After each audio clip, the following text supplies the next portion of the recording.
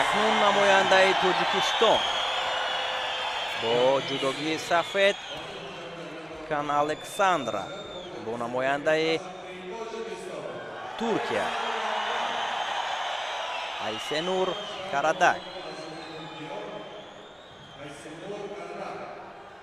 кӯшишҳои бонуи турк дар лаҳзаҳои аввал ва як ҳолати муносиб барои Александра инҷо ба миён омадааст ва талошҳои ӯ ҳоло ҳам барои таслим кардани рақиб имконияти хуб дорад.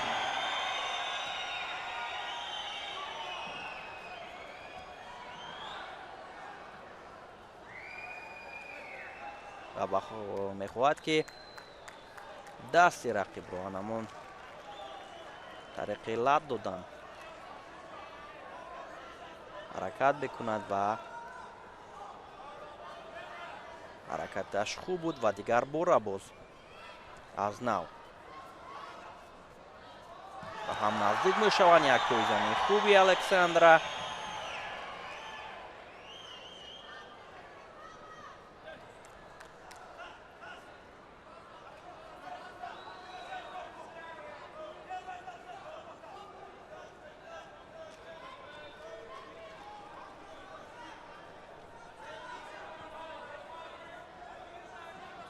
ҳолати кумиката ва як ҳаракати Карадак имтиёзи Вазари раҳогузорӣ карда шуд.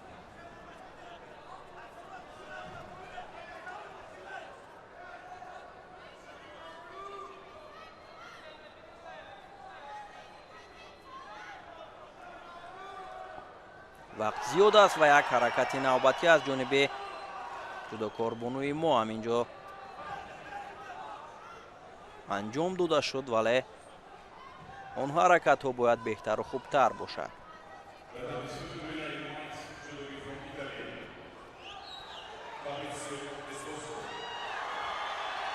дар ҳолати кор дар замин бояд Кан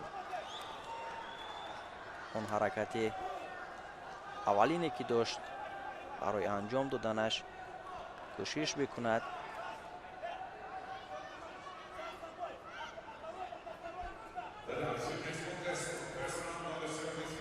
фотеҳ Маҳмадбеков ҳам барои Кан маслиҳат медиҳад ки бояд бисёр ҳаракаташ хуб аст ва фаъолию шояд барои рақиб шида нишон бидиҳад.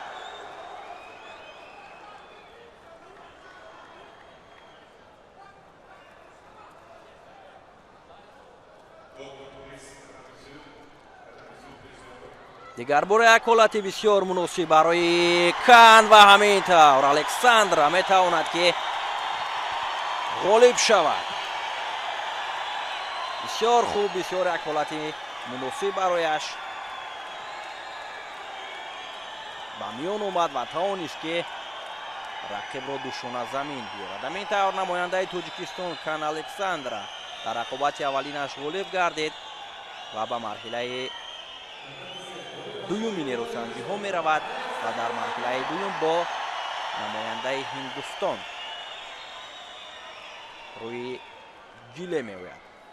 аварҳои такрориро таваҷҷӯҳ мекунем ки чӣ гуна як ҳолати хуб ба миён омад ва Александра тавонист ки он ҳолатро ба дурустӣ истифода бикунаду ғолиб шавад. анҷом ёфт ва ғолиб гардид. акнун намояндаи Тоҷикистон Кан Александра бо намояндаи Ҳиндустон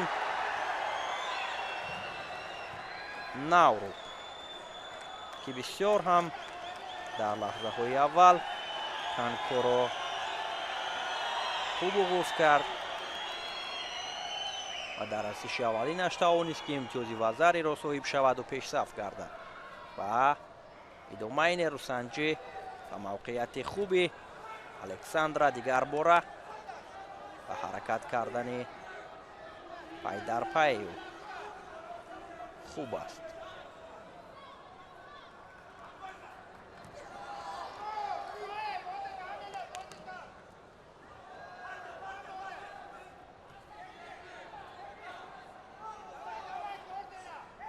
кӯшишҳои Александра дар ҳолати кор дар замин ҳам хуб аст. ва ин ҷо барои ӯ танҳо намун пояшро аз миёни пои рақиб берун кардан аст, чунки дар сурати ин корро анҷом додан ӯ метавонад ки рақибро дар ҳолати асаи коми нигоҳ бидорад ва корро хотима бахшад.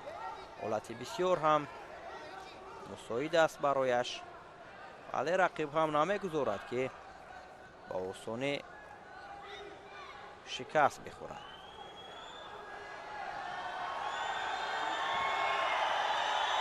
талошҳои бояндаи тоҷикистон ва дастгирии мухлисон ҳам барои маҳорати ӯ аст.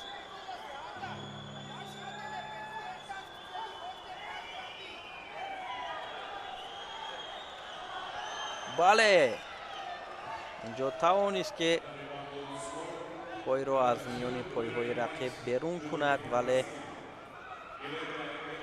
довари ӯзбекистони Рамзиддин Саидов ишора намуд ки аз нав рақобатро оғоз бикунанд. ҳолати кумиката ва кӯшишҳои дигар бораи ҳар ду.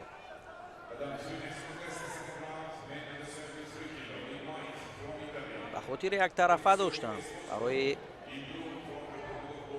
паҳлавонбонуи мо шидо нишон дода шуд, вале боқӣ надораду як имтиёзи ва зари пешсаф аст ва дар идома ӯ бояд эҳтиёткорона мубориза барад.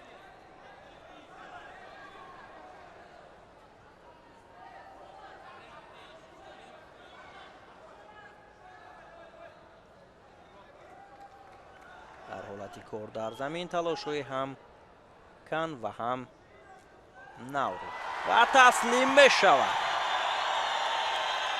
бисёр ҳам саривақтӣ, бисёр ҳам як ҳолати мусоид барои Кан Александра ки дар даври дуюм ҳам ғолиб омад.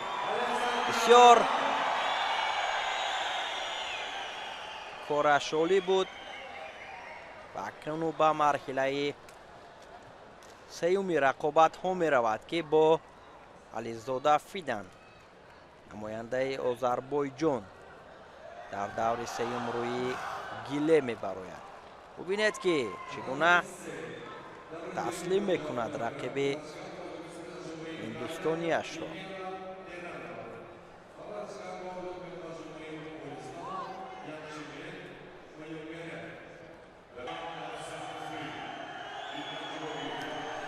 бори дигар дуруд ба ҳамаён азизоне ки ҳамин лаҳза шабакаи варзишро пайгир ҳастанд. ҳамакунун таваҷҷӯҳ мекунем ба рақобати навбатӣ варзишгари тоҷикистонӣ Кан Александра ки бо ҷудогӣ кабуд рақобатро бар муқобили ҳарифаш аз Озарбойҷон Фидан Ализода шурӯъ намуд. Ализода бо ҷудогии сафед аст ва ҳам мебинем ки марҳилаи сеюми рақобатҳо барои бонуи мо чӣ гуна ҷараён мегирад. албатта дар ду даври қаблӣ Кан Александра хеле ҳунарнамои шоиста дошт ва он ҳаракатҳое ки дар ҷараёни мусобиқа аз ҷониби ин гулдухтари мо буд воқеан ҳам умедворкунанда барои даврҳои баъдӣ ҳаст. вале таваҷҷӯҳ мекунем ки сароғоз ин рақобат ки бо паҳлавони 19-солаи озарбойҷонӣ аст чӣ гуна сурат мегирад ва баромадан аз рӯи гилем ба Кан Александра шидо дода мешавад. на инҷо ғайриқоида амал кардани Кан Александра ва мутаассифона ӯро аз рӯи гилем хориҷ мекунанд. эргаш Хотир Маҳамадбеков ҳам эътироз мекунад, вале мутаассифона инҷо кори шудагӣ шуд. ҳамакунун ғолибиятро ба Фидан Ализода медиҳанд ва Кан Александра бошад ҳамоно аз рӯи гилем берун намешавад. ёна Абабиюк доварбону аз Руминия ишора мекунад ки бояд бо адои эҳтиром кан Александра аз рӯи гилем берун шавад. ғолиб гардид ва ба марҳилаи дуюми нерӯсанҷиҳо меравад.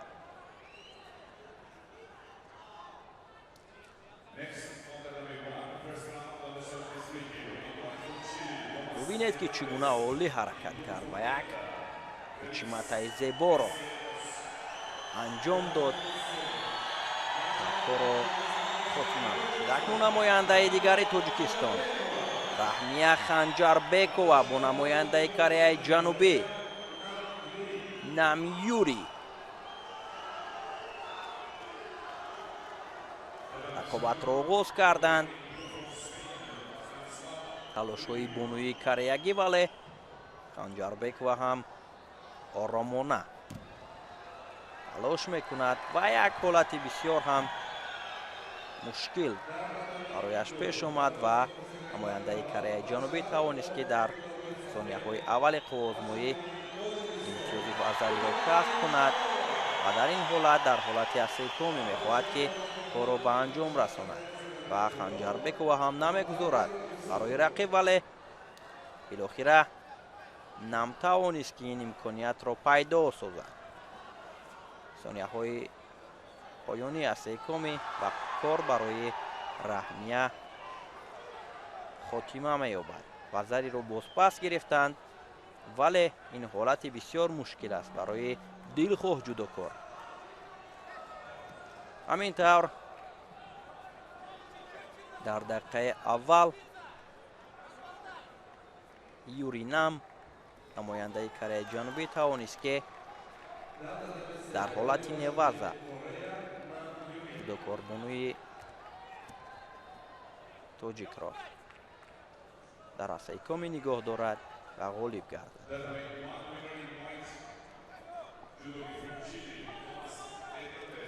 акнун ба рақобати вазни то 73 кило таваҷҷӯҳ мекунем ки онҷо Илҳомиддин Ҷабборов, паҳлавони ҷавону умедбахши тоҷик, бо намояндаи Федератсияи байналмилалии ҷудо Юсупов вориди майдон шуданд.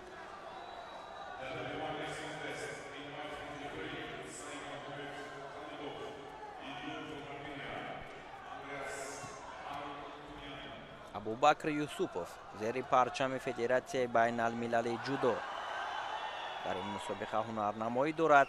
кӯшишҳои Илҳомиддин Ҷабборов ҳам дар ҳолати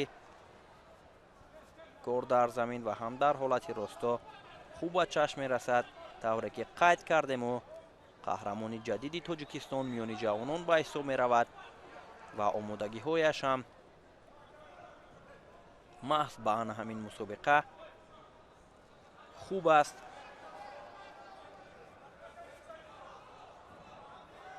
ва талошҳои ӯ дар ҳолати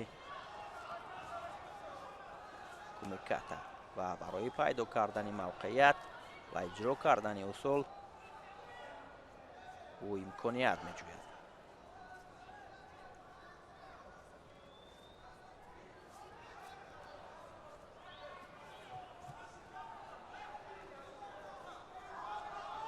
талошҳои Абубакр Юсупов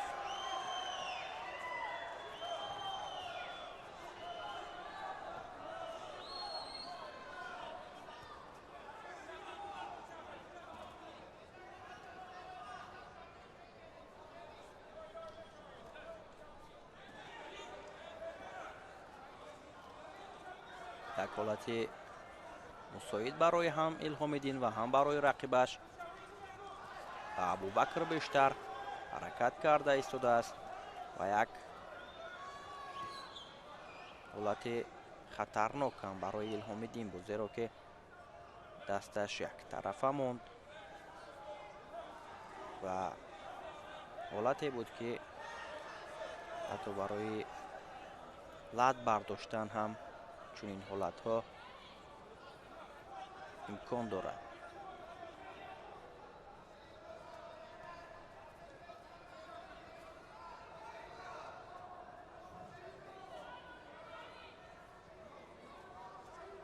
ана ҳамон ҳолате ки юсупов бештар фишор дод барои илҳомиддин, ҳамин тавр барояш шидо нишон доданд.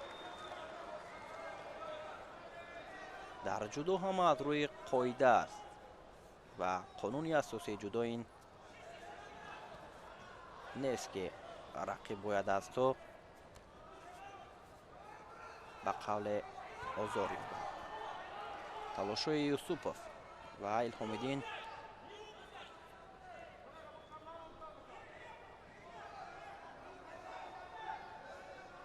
як ҳолати муносиб барояш пайдо кардан мехоҳад ба хотири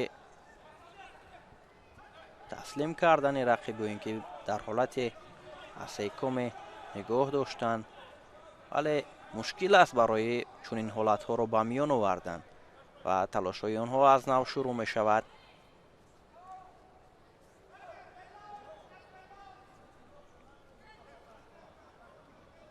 андаке барои абубакр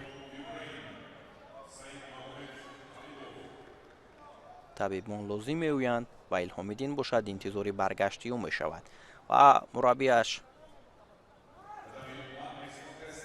барои илҳомиддин маслиҳат медиҳад ки чӣ бояд кунад, чӣ корро ба кор гирад, чӣ ҳаракатҳоро анҷом бидиҳад ва чӣ усулҳоро истифода барад.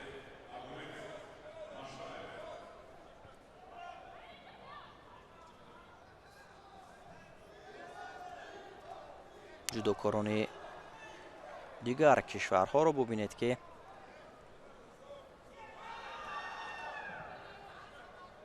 дар нишаст ҷойҳо нишастанд дар баробари мухлисони тоҷик ва рақобатҳои варзишгаронашонро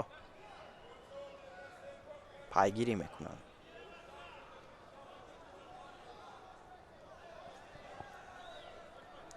илҳомиддин интизори бозгашти рақиб аст ва дар мусобиқаҳои сатҳи байналмилалӣ мо иштироки ӯро борҳо шоҳид гаштаем. ҳатто дар гранд-слами Баку ҳам як маротиба иштирок карда буд.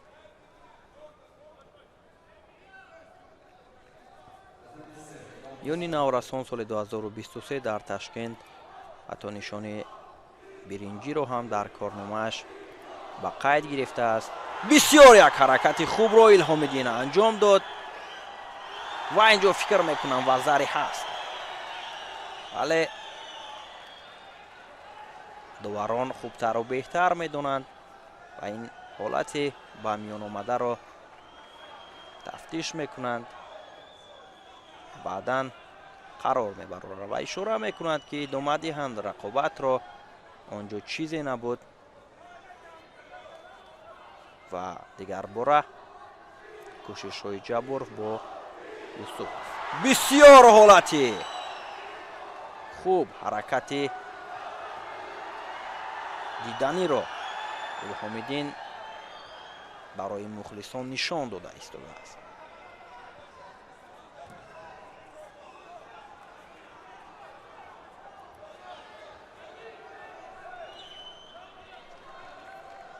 камкории абубакр дигар бора ба инобат гирифта мешавад ва барояш шидои дуюмро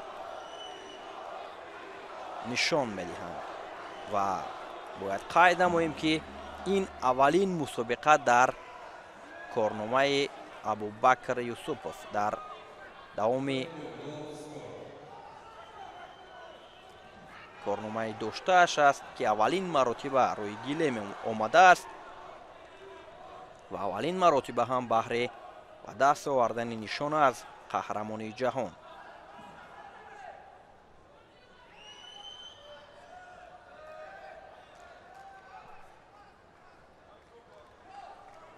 илҳомиддинро мебояд ки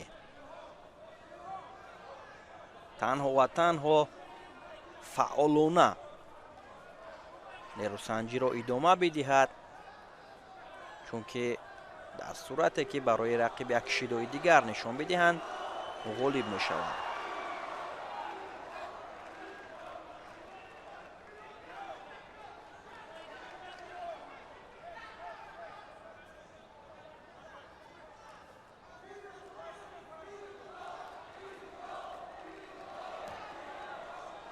пайваста аз кӯчактарин имконият илҳомиддин усул анҷом дода истодааст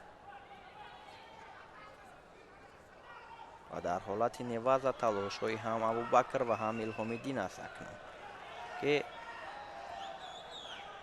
Абубакр мехоҳад таслим бикунад илҳомиддинро ва илҳомиддин ҳам аз ин ҳолати душвор кӯшиш карда истодааст ки худро берун созад.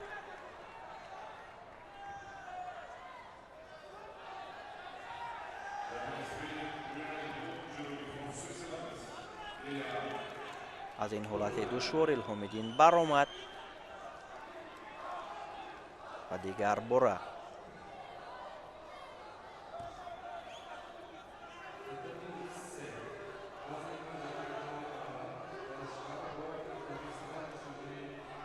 бо ҳам наздик мешаванд. кӯшишҳо баҳри пайдо кардани ҳолатҳои муносиб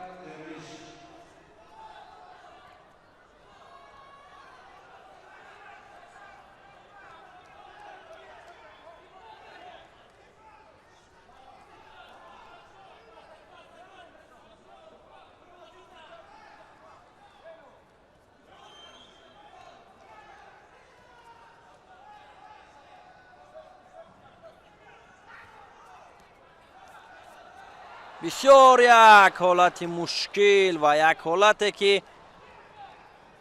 барои илҳомиддин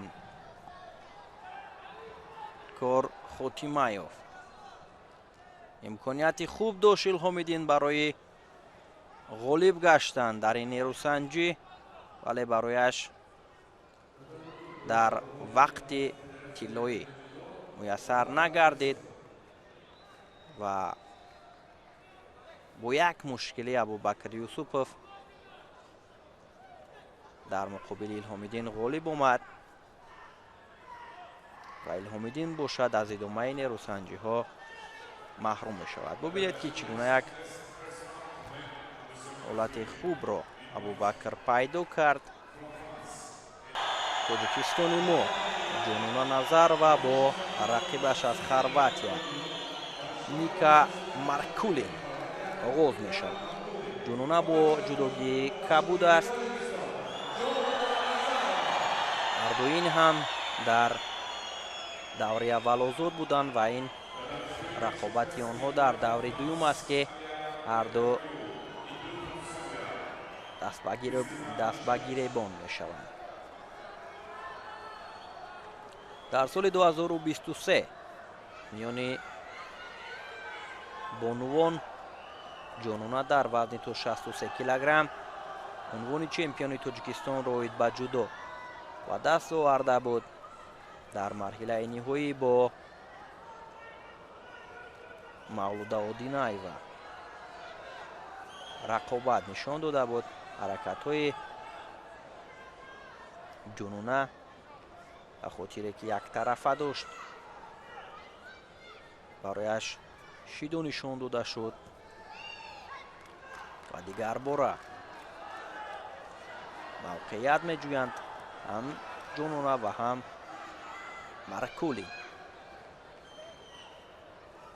шидои дуюм ба хотири яктарафа доштанд ва ин ҳолате аст ки ҷонуна бояд ба инобат гирад ва дигар бора ин корро такрор накунад, чунки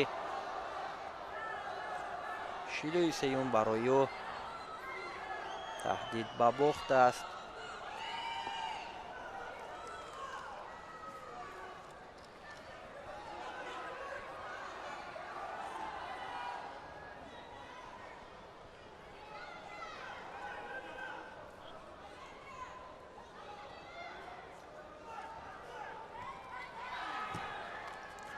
ҷунуна ягона намояндаи Тоҷикистон дар ин вазн миёни бонувон ба ҳисоб меравад ва бонуи Хорватия ҳам талошҳоро зиёд мекунад.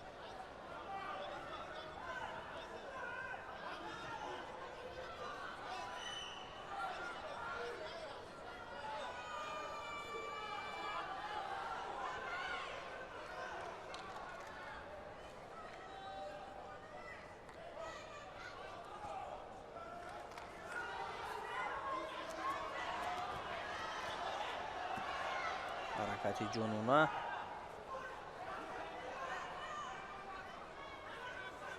бале, хансоки маки барои ҷунуна назар ва ба хотире яктарафа доштанд. дар ин давр Ника Маркулин ғолиб омад ва пайваста ҳаракатҳои ҷунуна анамон нодуруст доштан буд ки яктарафа. ҳамин тавр дӯстони азиз, Муҳиддин Асадуллоев чемпиони феъли Осиё миёни ҷавонон ва дорандаи нишони тиллои ҷоми Осиёи ҷавонон дар соли ҷорӣ ва чемпиони Осиё миёни наврасон дар соли гузашта бо ҷудогии сафед аз Тоҷикистон аст ва Магомед Маштаев бошад аз Федератсияи Русия ё варзишгарони бетараф. инҷо аввалин расишо аз ҷониби паҳлавони мо хеле хуб аст.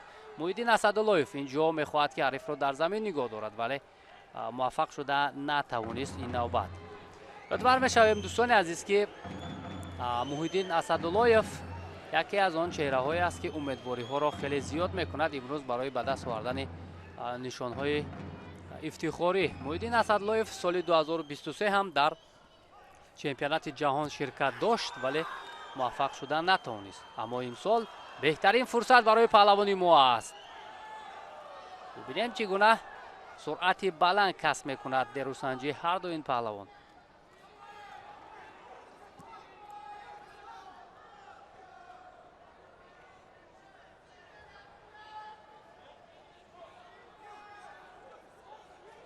ва инҷо гумон мекунам паҳлавони моро ба назди табибон равон кард довар.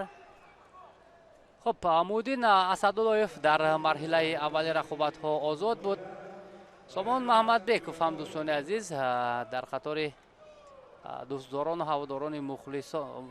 ҳаводорони ҷудои меҳан дар он ҷо нишаста аст ва албатта ки ҷавононро дастгирӣ мекунад. хуб, дӯстони азиз, Муҳиддин Асадуллоев дар марҳилаи аввал озод буд, вале ҳарифаш бошад намояндаи Молдова Влад Митруро шикаст дод, баъдан ба ин марҳила омад. хуб, бармегардад Муҳиддин Асадуллоев ва инҷо бо сари китф мехост партов кунад паҳлавони мо, муваффақ нашуд, вале акнун Маштаев ҳам барои нигоҳ доштани ҳариф дар замин талош мекунад.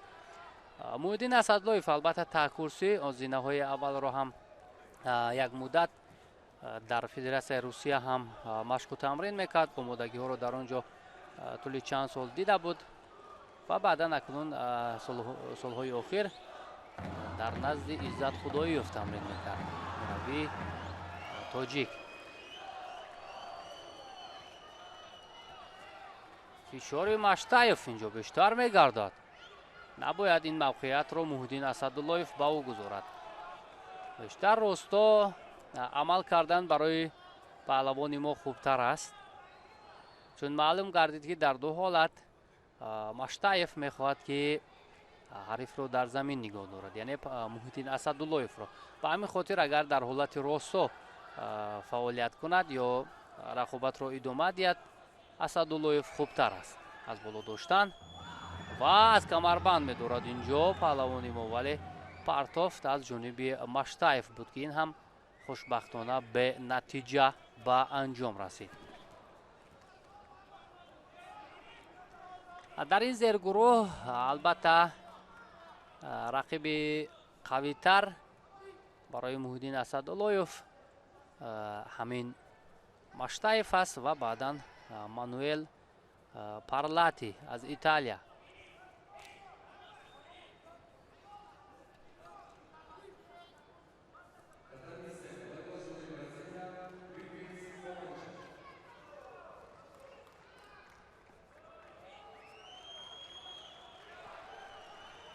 Маштаев инҷо шидо мегирад. ин албатта барои паҳлавони мо хуб аст ва боз аз ҳамон равише ки қаблан дошт Маштаев истифода мебарад. шумораи мухлисон ҳам хеле зиёданд дар интолор ва паҳлавонони моро албатта тарғиб мекунанд. албатта пешгӯишаванда ҳам буд ки ин рақиб барои муҳиддин асадуллоев душвор хоҳад буд, монеа эҷод мекунад, вале ҳоло вақт ҳаст, имкони пирӯзӣ ҳам шояд ба миён биёяд.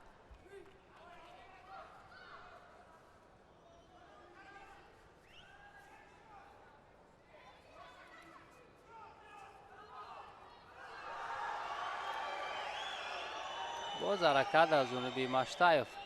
ӯ кӯшиш мекунад ки ҳолати лат додани дастро истифода барад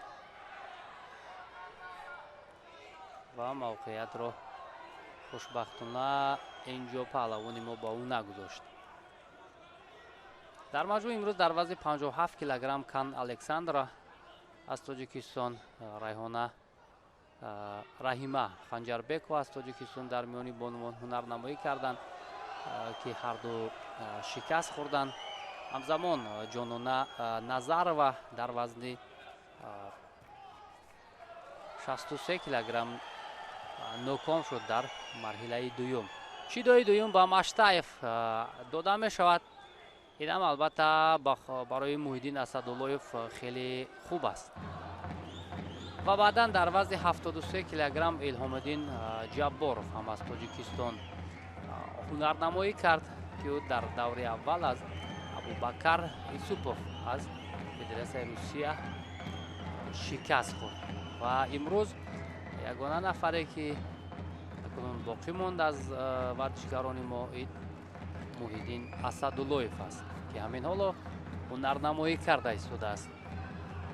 кунаҳои кам боқӣ монданд ва хеле имконияти хуб буд барои паҳлавони мо. агар ҳалуки берунаро ба кор мебурд, метавонист ки инҷо муваффақ шавад.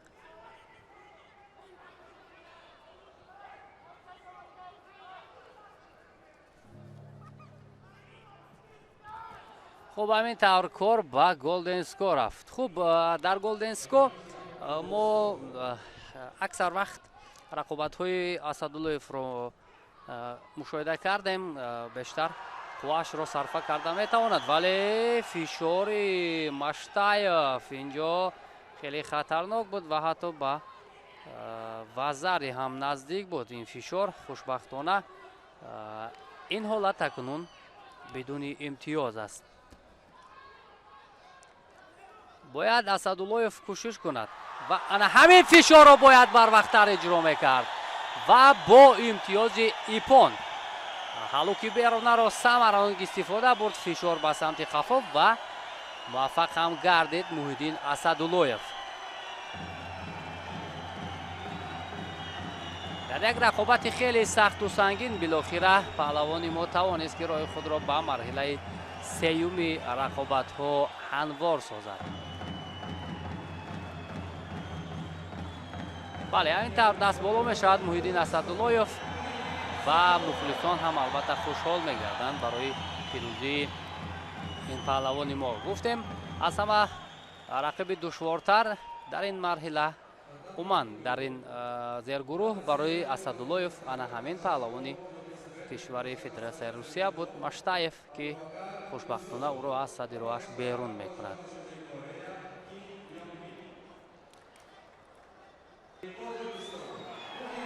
дӯстони азиз, акнун таваҷҷӯҳ мекунем ба нерӯсанҷии Муҳиддин Асадуллоев бо ҷудогии сафед аз Тоҷикистон бар муқобили ҳарифаш аз Полша Зулик Шимон андари майдон мешаванд. ин ҳам марҳилаи сеюми рақобатҳо аст ки барои паҳлавони мо хеле шонси хубест то роҳи худро ба марҳилаи чаҳори якниҳоӣ ҳамвор кунад ки он ҷо Мануэл Парлати аз Италия ғолиби ин ҷуфтро интизор аст.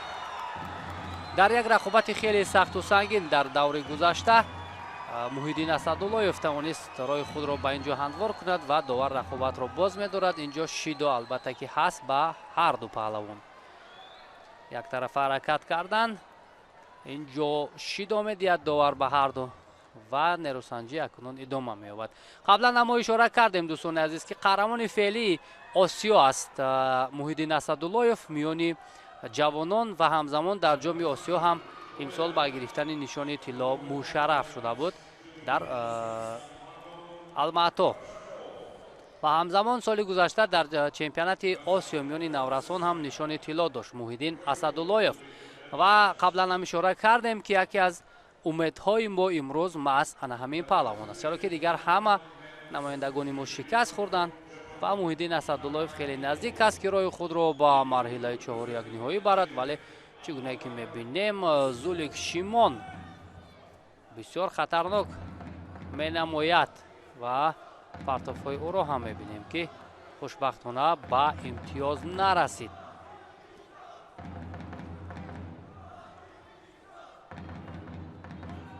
муҳиддин асадуллоев албатта паҳлавони тасодуфӣ нест. аз қадамҳои аввал дар ин ришта умуман дар намудҳои гӯштин тамрин мекунад. дар гӯштини миллӣ ҳам дар майдонҳо ҳунари шоиста нишон медод солҳои пеш ва акнун имкони хеле хуб дорад ки ба мисли соли гузашта соли гузашта дар чемпионати ҷаҳон муваффақ шудан натавонист муҳиддин асадуллоев, вале имсол имкони хуб дорад то дар ватани худ барои медалҳои ин мусобиқоти бонуфуз нерӯсанҷӣ кунад.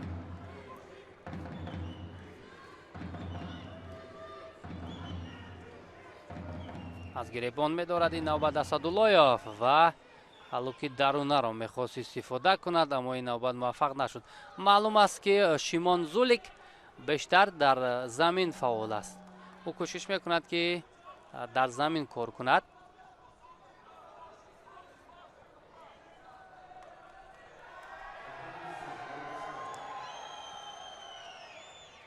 дар рақобати қаблӣ бисёр ҳам нерӯсанҷӣ пуршиддат гузашт барои муҳиддин асадуллоев ва дар Голден Скот тавонист ки бо имтиёзи ипон ҳарифашро ноком созад. инҷо шояд бале шидои дуюм ба Зулик барои аз рӯи гилем берун рафтан.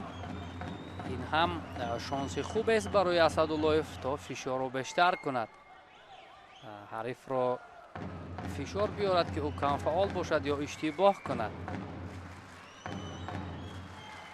муҳиддин асадуллоев зиёдтар мехоҳад ҳарифро наздик кунад ва баъдан аз ҳалуки даруна истифода барад ё ҳамон учимата, вале Зулик ҳам маълум аст ки таҷрибаи хуб дорад.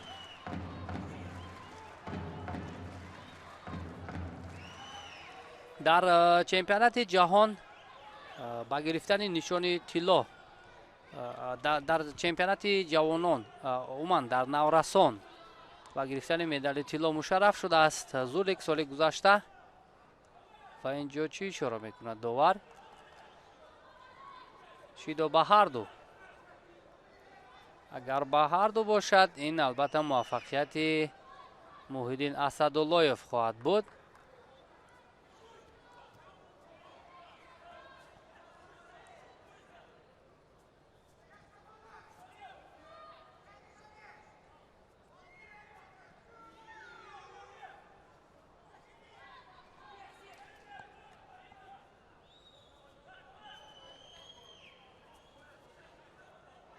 бале ба ҳарду инҷо шидо медиҳад довар ва муҳиддин асадуллоев роҳи худро ба марҳилаи чаҳор якниҳоӣ ҳамвор мекунад ки он ҷо албатта як рақиби хеле пурқувват паҳлавони моро интизор аст. ин ҳам Мануэл Парлати аз Италия. нерӯсанҷиҳоро дар даври тасаллубахш идома диҳад. мо бошем баъд аз чанд лаҳза таваҷҷӯҳ мекунем ба нерӯсанҷӣ муҳиддин асадуллоев аз Тоҷикистон.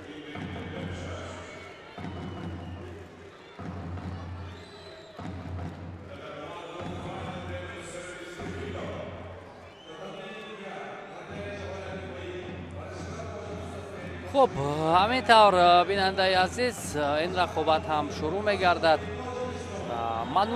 Мануэл Парлати бо ҷудогии сафед аз Италия, бо ҷудогии кабуд бошад муҳиддин асадуллоев аз Тоҷикистон. марҳилаи чаҳор якниҳоӣ вазни 73 килограмм аст. барои паҳлавони мо бисёр имконияти хубест то ба марҳилаи ниманиҳоӣ равад. ولی پارلاتی بسیار هم رقیب پرقوت است، چون ما قبلا هم اشاره کردیم در زیرگروهی که محیدین اسداللهیف اینجا جایگیر است، یعنی زیرگروه بی، محض همین پارلاتی از همه پرقوتتر پهلوانان به حساب می رفت و بعدا ماتشاєв که او را محیدین اسداللهیف شکست داد. موقعیت داره پهلوانی ما و بایای بسیار هم اینجا فکری خوب کرد، موقعیت را خوب اشغال کرد محیدین اسداللهیف، ولی پرتافتش به مقصد نزدیک نشد، وگرنه اینجا می توانست اسداللهیف که حتی حداقل امتیازی وزری را صاحب شود. باز از همان روش استفاده میکند ولی الکای پارلاتی حریف را آموخت، امتیازی وزری را کار میکند اینجا محیدین اسداللهیف و پیش صف میگردد.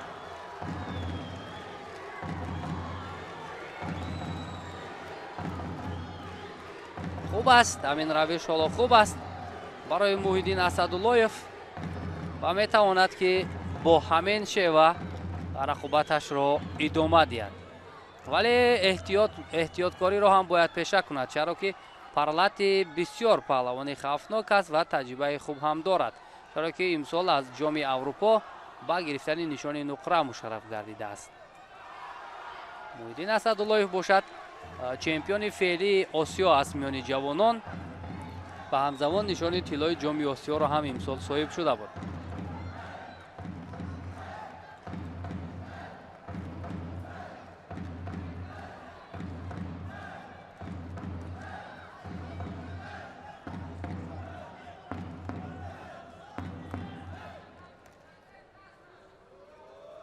از آستین داشتن برای اسداللهیف و اون باز همان موقعیت را میخواهد نزدیک کند و همین گونه حرکت را استفاده برد. بیشتر از حلوک درونه پای خود را تاب میدهد، بعدا حرکت میکند محیدین اسداللهیف که پهلوان فدراسیون روسیه را هم همین گونه شکست داد.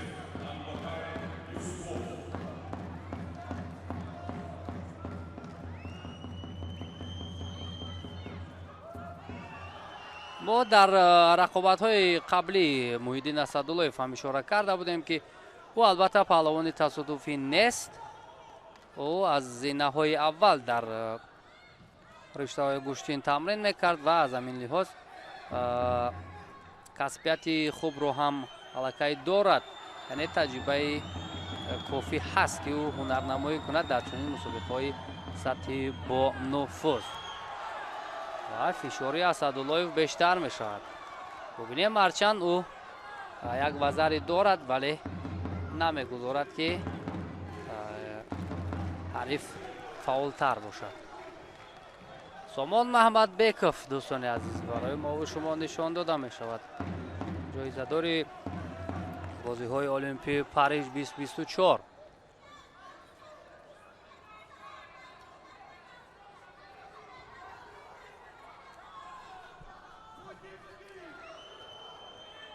حالا وقت است برای تغییر دادن نتیجه برای پارلاتی و این نوبت هم با اصول پشتناکی میخواست پرتاب کند محیدین اسداللهیف ولی این نوبت نتوانست. فاتح محمد بیکوف توصیه میدهد به محیدین اسداللهیف که چگونه باید روش قوازمایی را ادامه دهد.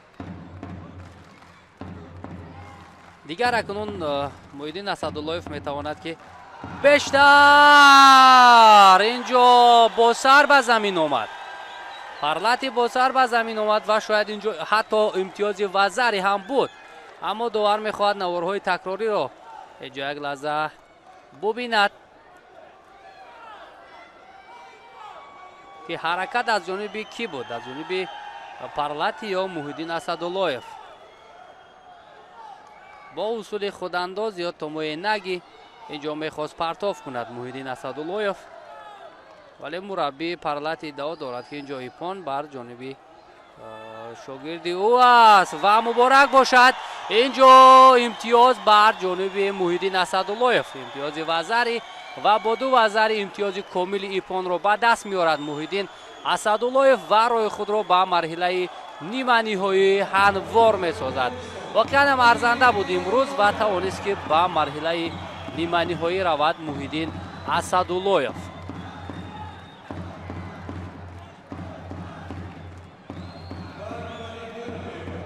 ҳамин ҳолат ин ҳолати қаблӣ буд.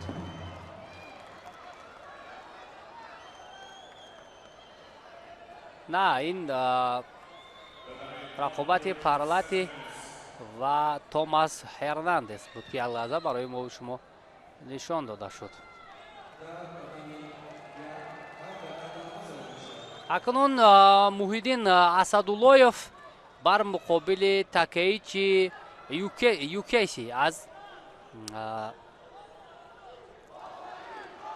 ана ҳамин ҳолатро иддао дошт мураббии Парлати ки шогирди ӯ фаъол буд ё ки партов аз ҷониби ӯ буд, вале ҳаракати Муҳиддин Асадуллоев ҳам бисёр ҳам диданӣ буд. хуб, барои Муҳиддин Асадуллоев акнун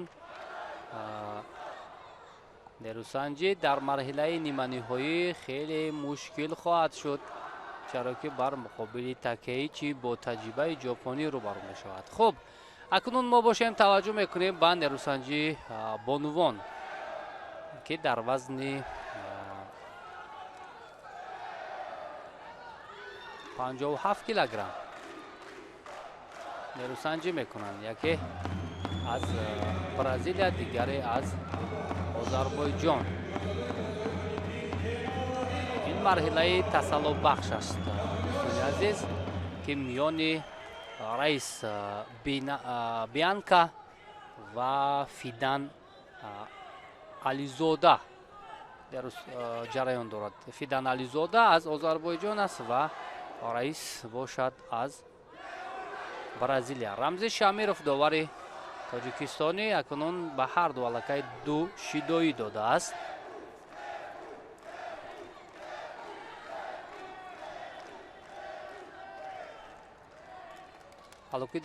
марҳилаи нимниҳоӣ ки Муҳиддин Асадуллоев паҳлавони умедбахши тоҷик ҳунарнамоӣ мекунад, наздик мешавем ва баъд аз ин наворҳои такрорӣ рақобати Муҳиддинро пайгирӣ мекунем ки бо рақиби ҷопонияш Юсуке Такеичи рақобатро оғоз карданд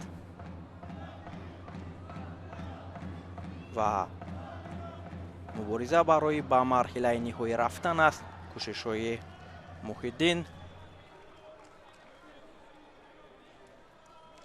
ва то ба ин ҷо расидан мо ҳунарнамои шоистаи ӯро пайгирӣ кардем. мушоҳида намудем ки бо як омодагии ҷиддӣ, бо як тайёрии пухта ба ин ҷо роҳ ёфтааст. ӯ қаҳрамони ҷадиди Осиё миёни ҷавонон ба ҳисоб меравад ки ҳаракати Муҳиддин хуб аст ва як амалкарди олиро ҳам ин ҷо анҷом дод. Фотиҳ Маҳмадбеков бошад барояш дар анамин лаҳзаҳое ки муносиб аст маслиҳатҳо медиҳад ба хотири яктарафа доштан. ба Муҳиддин шидои аввалро Каринканта нишон медиҳад. ва боқӣ нест, вақт зиёд аст ва ин ҷо барои Такеичи ҳам ба хотири аз гилем берун баромадан шидо нишон дода мешавад.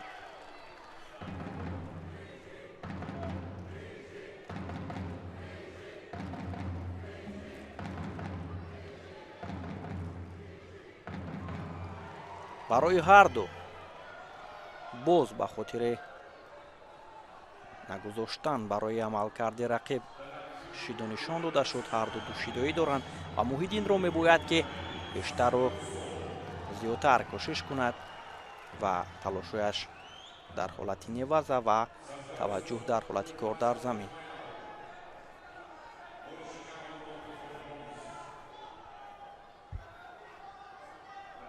дигар бора аз нав рақобатро оғоз мекунанд.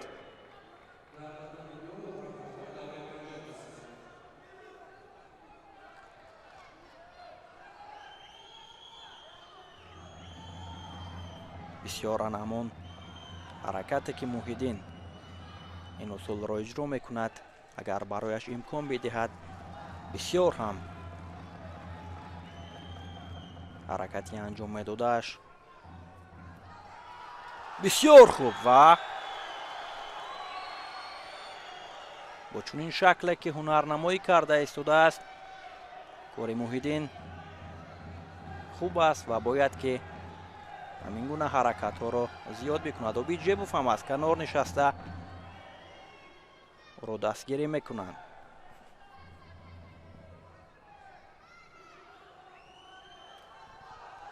мавқеият барои муҳиддин ва на ҳамон ҳаракате ки гуфтем. бисёр хуб, кӯшишҳоу талошҳояш олӣ аст ва ҳатто такеичи ҳам мехоҳад ки дар ин ҳолат, дар ҳолати эстеҳкоми муҳиддинро нигоҳ бидорад ва аз ин ҳолати мушкил худро баровардан метавонад. муҳиддин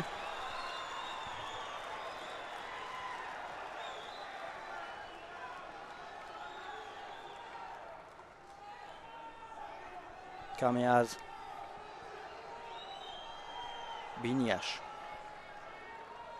инҷо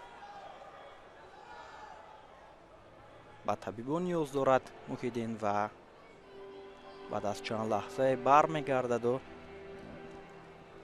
идома медиҳад рақобатро ва то ин лаҳзаҳо тавре ки қайд кардем бисёр хуб ҳунарнамоӣ карда истодааст муҳиддин дар баробари ин чеҳраи ҷопонӣ ва ҳатто кӯшишҳову талошҳояш нисбат ба Юсеки Такеичи беҳтару хубтар аст ва танҳо як ҳаракат ё ин ки як усуле ки имтиёзовар бошад кифоя аст ки муҳиддин ба марҳилаи ниҳоӣ биравад ва умеди ягонаи кулли мардуми тоҷикин аст ки имрӯз муҳиддин асадуллоев метавонад аз қаҳрамони ҷаҳони миёни ҷавонон барои Тоҷикистон нишони навбатиро ба даст биёрад.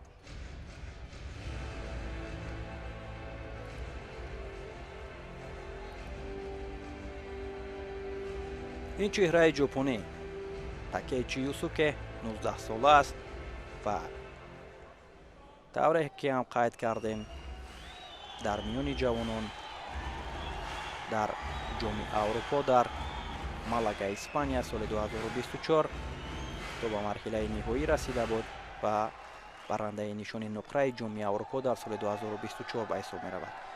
инҷо Лоиқ Қутбиддинов, қаҳрамони дирӯзаи ҷудои кишвар дар чемпионати ҷаҳон миёни ҷавонон ба мо нишон дода мешавад ки аз нишастҷойҳо нишаста пайгири ҳунарнамоии Муҳиддин Асадуллоев аст ва инҷо атрофи чӣ доварон қазоват мекунанд нофаҳмо боқӣ мемонад.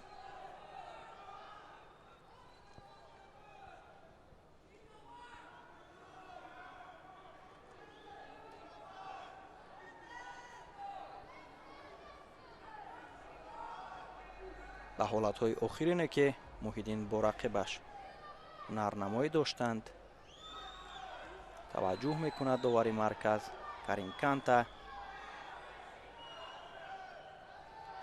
Шидо барои Муҳиддин Асадуллоев ин хансоки маки аст ва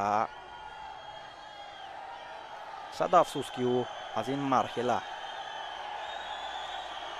ноком мешавад ва Юсуке Такеичи ба марҳилаи ниҳоӣ меравад ва Муҳиддин Асадуллоев бошад барои ба даст овардани нишони биринҷӣ мубориза мебарад. кӯшишу талошҳои Муҳиддин аз оғоз бисёр ҳам хуб буд дар баробари Такеичи, вале анамон ҳолатҳое ки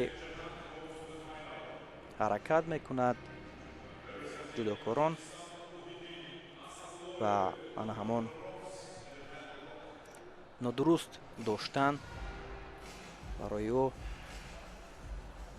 ناکامی آورد. عصر تنیس و مجمع آبی ورزشی هر آن کس که به گوشت نبرد آورد سر مهتر زیر گرد آورد. دوستان عزیز اکنون جفت نوبتی را تشکیل می‌دهد پهلوان جودوگی سفید پوشیده از فدراسیون جهانی گشتین جودو بر مقابل 18 ساله پهلوان ما محیدین اسداللهیف. نبردهای پهلوانی فدراسیون جودوی جهانی کمتر است از ما زیادتر است. به حیث رفری گیانوف ژاندوس قزاقستان. حالا دوستان عزیز به معرفی جفت می رویم. ابوبکر یوسوپوف 19 ساله پهلوان که هیئت منتخب فدراسیون جهانی گشتین جودو را تشکیل می‌دهد. این پهلوانی که سالها در فدراسیون روسیه مشق تمرین کرده است و در مختلف مسابقه ها توانسته است که جایزه دار گردد. و این پهلوان با جودوگی کبود پوشیده این پهلوان ما محیدین اسداللهیف است. پهلوانی است که 2 مراتب انکتر از سال 2024 همین سال در جام آسیای جوانان توانسته است نشان طلا و برنده مدال طلا گردد و همچنین عنوان قهرمانی آسیای جوانان را به دست آورده است پهلوان ما. حالا که همچنین میان جوانان آسیا هم میان نورسان به مقام قهرمانی رسیده است. ما با جودوگیست کبود مبارزه میبرند. یوسوپوف و پهلوانی که جباروف را مغلوب کرد اکنون باید برای ولی پرتافت زیبایی که وزاره نه هنوز پا نشان میدیم. بله این پرتافته که با قول دیگر رکورد نشان میدیم. همگی چند ثانیه پشت سر میشود و در اینجا پیروز میشود. خب ببینید اینجا وزاره میمانند محیدین اسداللهیف. حالا رفری میگوید که گوشتین گیرید. واه عجب تاکتیکی و تکنیکی بلنده که در اینجا محیدین نشان داد. خیلی خوب بود، چالاک و جسور بود. هنوز ما باید برای نبرد خوبتر و بهتر گوشتین گیریم. یوسوپوف پهلوان تجربه دار و بسیار خطرناک برای ما محسوب میشه. اما برای دوباره پهلو آوردن اینجا حرکت میکنم. حالا یوسوپوف میخواهد که برای دست لب دادن اسداللهیف رود. حالت لب دادن دست را میخواهد یوسوپوف و کار برد. در اینجا اسداللهیف مستحکم داشتن. حالت عجب. در این حالت مشکل باید رها یابیم. حالت تکرار را میبینیم. ببینید چگونه پشت پای رقیب میزد و پهلو میافتید. ولی این هر دوشون از زمین است فکر میکنم. به هر حال میرویم دوباره برای این نبرد را ادامه‌اش. پهلوان فدراسیون جهانی گشتین جودو با کلی در نوازه میرود. اسداللهیف آرام است. حالا اطراف رقیب چرخ میزند. یوسوپوف بار دیگر برای کمربند پیدا کردن، برای آستین پیدا کردن رقیب حرکت میکند. ضربه پشت پای و اولین وزره را اولین امتیاز را برای او داده است و او را لازم است که در این مهلتی قسمتی از وقت دیگر باید حرکت کند. این پهلوانی که من به خوبی دیو دارم دست پرور فدراسیون جودوی تاجیکستان است و برادر یکی از جایزه‌داران قهرمانی گشتین سامبو است. صوبدین خلیلزاده برادر بزرگی است که بارها در یکجایگی با اسداللهیف در مسابقه های مختلف شرکت می‌ورزیدند. مکتب هر دو در مکتب گشتین جودوی روسیه را هم گذاشتند. یوسوپوف که خدایف مربی او بسیار حالتو در پهلوی او بود. حالت تکرار رو باز هم نشان میدهند و خرسندی که در اینجا اولین وزره بود. یوسوپوف حالا در اینجا نزد طبیب می رود و اسداللهیف باقی می ماند. مخلصان ما در اینجا برای دستگیری یوسوپوف کف می کوبند.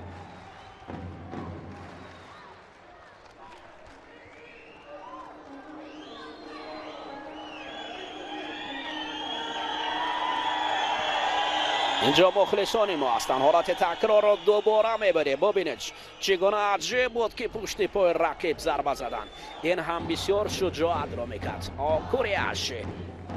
آکوری عشی برای میگویند این تاکتیک یا تکنیکی که پشت پای رقیب ضربه میزنیم فقط کافی بود.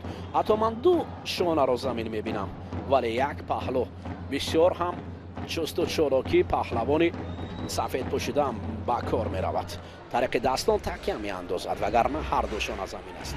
به هر حال دوستان عزیز این جهت داوران هستند، آنها خوبتر و بهتر قضاوت می کنند و قرار را با یک وزری برآوردند. حالا ادامه نبرد را تماشا می کنیم. در یک جایگی می روند برای ادامه نبرد. یوسپوف اسداللهیف دو شیدا برای یوسپوف نشان دادند. اسداللهیف حرکت می کند برای رقیب زانو می افتد. حرکت های پای در پای اسداللهیف در اینجا خوب است. ببینید برای حرکت کردن با پیش میگذارد و این حرکت های پای در پای پهلوان ما سر کتف آوردن و برای پهلو آوردن حرکت میکند، اما دست را احتیاط باید کرد. دست را احتیاط کردن برای اسداللهیف مهم و ضرور است، اما رقیب باشد از این لحظه استفاده بردنی است و دست رقیب را به سمت دیگر میبرد. این حالت خیلی مشکل است. از این حالت باید اسداللهیف خود را رها کند. هرچی بودا باید سمت دیگر پیش برود. مرور ضرور است که این لحظه به قول دیگر ای قلم باران در گردیز وقتی آن است. ای اسداللهیف باید با چنگال مبارزه برد، در میدان وطنی چنان مبارزه برد که همه را به حیرت آورد.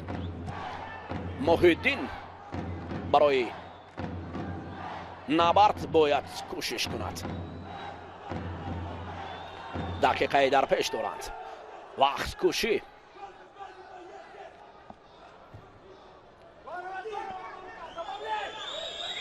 مخلصان ما در اینجا این لحظه های تاریخی و لحظه های جالب را منتظر هستند که در اینجا نشان برنجی قهرمان جوانان جدا برای ما باقی ماند.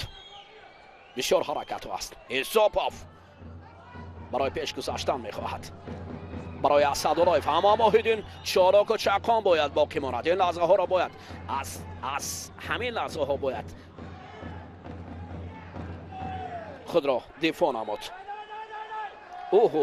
این حالتی که ببینید یوسپوف اما محیدین از این حالت مشکل باید رها کند خود را. محیدین خود را مستحکم نگاه می‌دارد. بله این قهرمانی است، باید نگاه داشت هرچی باد آباد.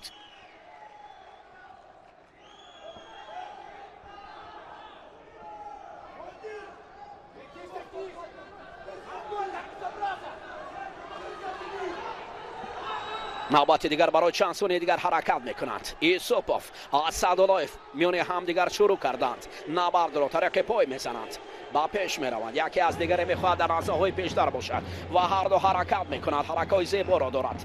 طریق پای یوسپوف حرکت میکند. 10 به 9 میرسد. 9 به 8 ثانیه و سر کتف اسداللهیف برای پهلو آوردن زمین نگاه داشتن. 4 3 2 1 و این پیروزی است.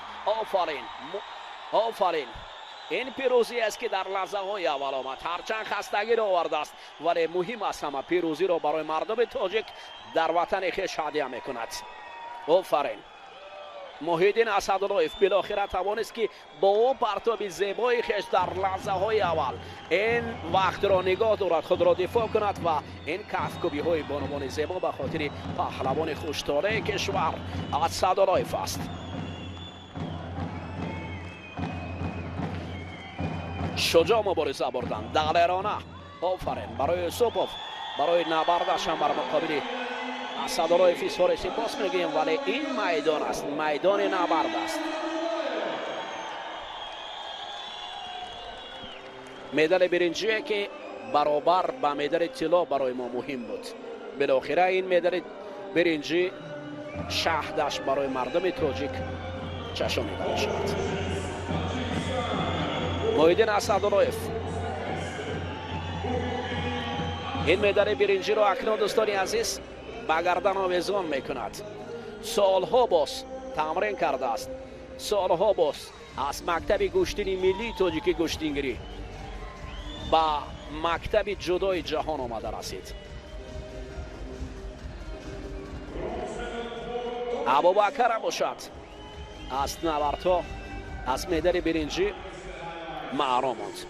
من این رسیش را باور کنید چنان عالی دیدم که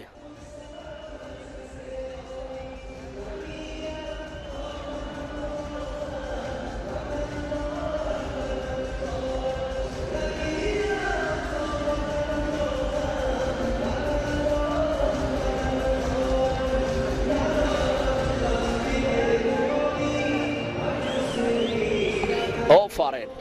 аҷаб зарбаи пои хубе буд аз ҷониби асадулло муҳиддин асадуллоев. хеле олӣ кор кард ва о лаҳзае ки хаёл кард ки ин ипон аст, вале баъд аз дубора дидан инро ба вазаре доданд ва рақобат 4 дақиқа идома карду нишони биринҷии дуюм барои муҳиддин асадуллоев ҳадия шуда.